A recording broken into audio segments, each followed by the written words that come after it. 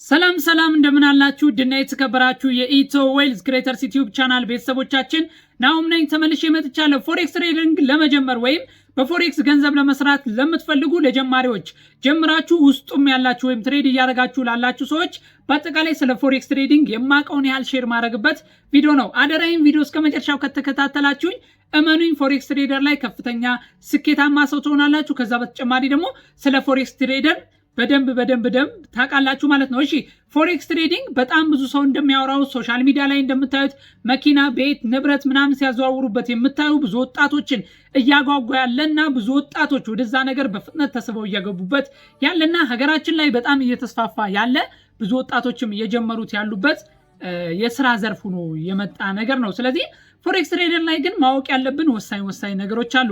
ለጀማሪዎች ከጀማሪዎች ልጀምርና መሀል ላይ ላላችሁና ስኬታማ ለሆናችሁ ሰዎች መልእክት አስተላልፋለሁ ወይም መንገዱን እነግራችኋለሁ።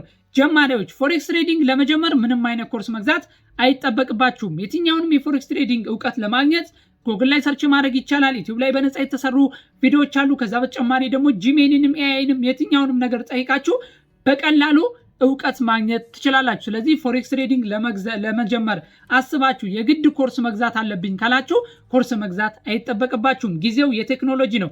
በጣም አሁን የሆኑ ነገሮችን ሰርች አድርጎ ለማወቅ የቀለለበት ጊዜ ነው። ስለዚህ ፎሬክስ ትሬዲንግ ለመጀመር ከፈለጋችሁ ያለ ኮርስ በነፃ መጀመር ትችላላችሁ። ሁለተኛ ፎሬክስ ትሬዲንግ ላይ ገብታችሁ በአጭር ጊዜ ገንዘብ የሚታፈስበት ዘርፍ አይደለም። ይሄ ምላችሁ ለጀማሪዎች ነው። ጀማሪዎች ፎሬክስ ትሬዲንግ ጀምራችሁ ዛሬ ጀምራችሁ ከዛሬ 3 ወር 4 ወር በኋላ በጣም ብዙ ገንዘብ የሚሰራበት አይደለም። እንኳን የዛሬ 3 ወርና 4 ወር ገንዘብ ሰርታችሁ ወይም በነገታው ሚሊዮነር ሆናችሁ መኪና ላምበርጊኒ ሌሎችንም ዱባይ ምናምን ቅንጡ ህይወት ልትኖሩ ቀርቶ አመታት ወስዶባቸው ስቲል ፕሮፊት ያልሆኑ ብዙ ትሬደሮች አሉ። አመታት ደክመው አመታት ለፍተው ብዙ ጊዜ ስኬታማ ያልሆኑ ብዙ ትሬደሮች አሉ። ስለዚህ ፎሬክስ ትሬዲንግ በጣም እንደሚታየው አይደለም። ያደክማል፣ ያለፋል፣ ጊዜ ይወስዳል።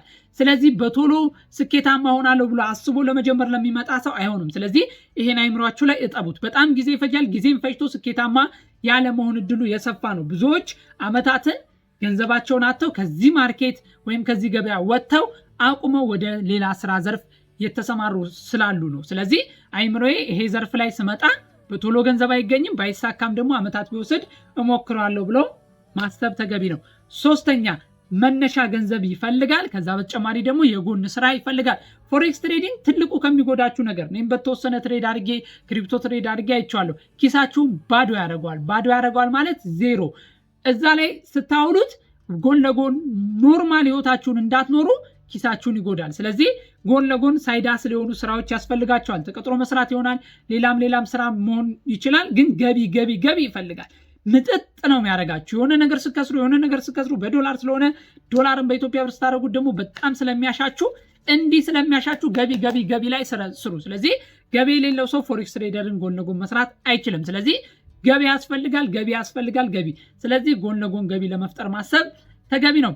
አራተኛ አብዛኛው ሰው እንደሚያወራው የቀለለ ገበያ መስሎን ገብተን መጋፈጥ አለመቻል። ይሄ ለጀማሪዎች ነው። አዲስ ትገቡና በጣም አንዴ ሁለቴ ስከስሩ ነገሮች ያበቁ መስሏችሁ እጃችሁን ሰጣላችሁ። ነገር ግን ኪሳራ ወደ ስኬት የሚቀየረው በሂደትና ተስፋ ባለመቁረጥ በተደጋጋሚ ልፋት ነው። ስለዚህ ፎሬክስ ትሬደር ላይ ገምታችሁ የምትገቡትና የምታገኙት እኩል ላይሆን ይችላል። ሌላኛው ጀምራችሁ መሀል ላይ ላላችሁ የፎሬክስ ትሬደሮች ነው። ይሄ ፓርት ደግሞ ጀምራችሁ መሀል ላይ ላላችሁ የፎሬክስ ትሬደሮች በጣም ረጅም ዓመት ላይ ኪሳራ ከሆነ ያላችሁት እኔ በጣም ካየሁትና ከተረዳሁት ነው። ጎን ለጎን ስራ ስሩ።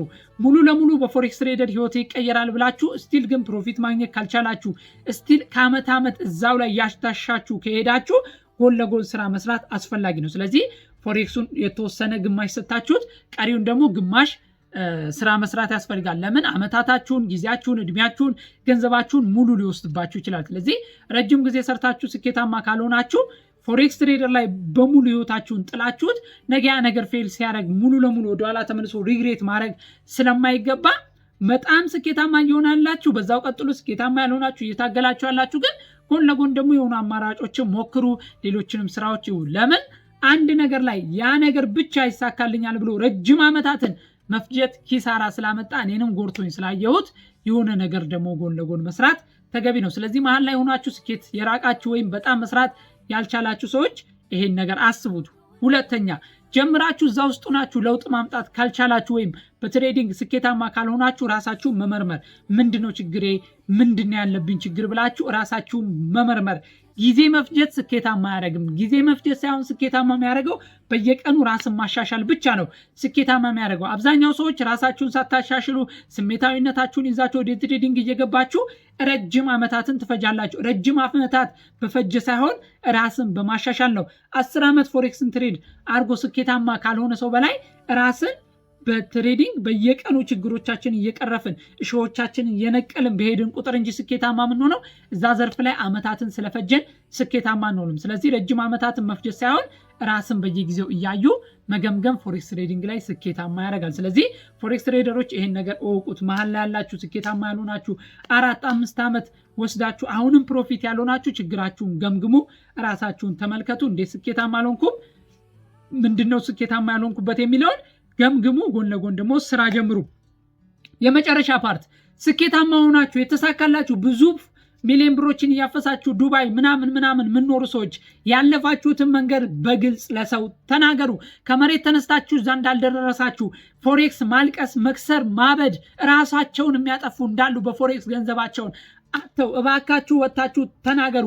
አብዛኛው ወጣት እየመሰለ ያለው ሌላ ነገር ነው። ዝም ብሎ ገንዘብ የሚታፈስበት ነው የመሰለው። ስለዚህ እንደዚህ አልፈን ነው፣ ከስረን ነው፣ ወድቀን ነው፣ ይሄን ያህል ብራተናል፣ ይሄን ያህል ሆነናል፣ ከቤተሰብ ተጣልተናል፣ ቤት ውስጥ ተቀምጠን እንደዚህ ስንሆን እንደዚህ ሆነናል፣ እንደዚህ አድርገናል፣ እንደዚህ ሆነናል ብላችሁ ፊት ለፊት ወጣችሁ ተናገሩ።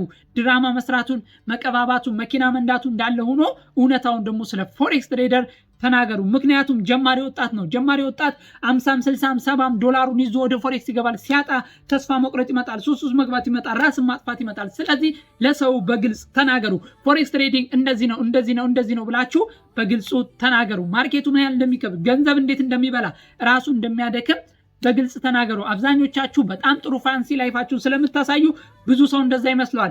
ሳይዘጋጅ ይገባል። ሳይዘጋጅ ሲገባ ደግሞ ከማርኬቱ ጋር፣ ከኪሳራው ጋር፣ ከተስፋ መቁረጡ ጋር ይጋጫል። ያኔ ፌል አድርጎ ይወድቃል። ስለዚህ መታችሁ ምን ችግር እንዳለው፣ ምን ውድቀት እንዳለው፣ ምን ያህል ነገር እንዳሳለፋችሁ መታችሁ ተናገሩ። ስለዚህ ያንን ስትናገሩ አብዛኛው ወጣት ኦሆ ብሎ ራሱን አዘጋጅቶ ይገባል። አብዛኛው ወጣት ቀላል ነው ብሎ ይጀምረዋል። ሲለው ኪሳራ፣ ተስፋ መቁረጥ፣ ለውጥ ማጣት ምናምን ሲለው ወደ ኋላ ያፈገፍጋል፣ ወይም ፎርማቱ ነው ይቀራል፣ ወይም ፌል ያደርጋል። ስለዚህ ረጅም ጊዜ የሰራችሁ ሰዎች የተሳካላችሁ እኔ እንደዚህ ለፍቼ ነው፣ ኪሳራ ነው፣ ድካም ነው፣ ይሄን ኪሳራ ይሄን ድካም መቋቋም ከቻላችሁ ብቻ እዚህ ማርኬት ላይ ኑ ብላችሁ በግልጽ ተናገሩ። ስለዚህ ውጭ ላይ እንደሚታየው አይደለም። ጀማሪዎች፣ መሀል ላይ ያላችሁ የተሳካላችሁ ሰዎች ይሄን ይመስል ነበር። ስለ ፎሬክስ የሰራሁት ቪዲዮ ግልጽ እንደሆነ አልጠራጠርም። ውድና የተከበራችሁ የኢትዮ ዌልዝ ክሬተርስ ዩቲዩብ ቻናል ቤተሰቦች ተመልሰናል። ከዛሬ ጀምሮ በቀን አንዳንድ ቪዲዮ ለእናንተ ሼር እናደርጋለን። ዩቲዩብ ቻናላችንን ሰብስክራይብ እያደረጋችሁ ቤተሰቡን ቪዲዮን ጀምሩትም ላይክ እና ሼር ማድረግ አይረሳ። በቀጣይ ቆንጆ ቪዲዮ እስከምንገናኝ ቸር ሰንብቱ።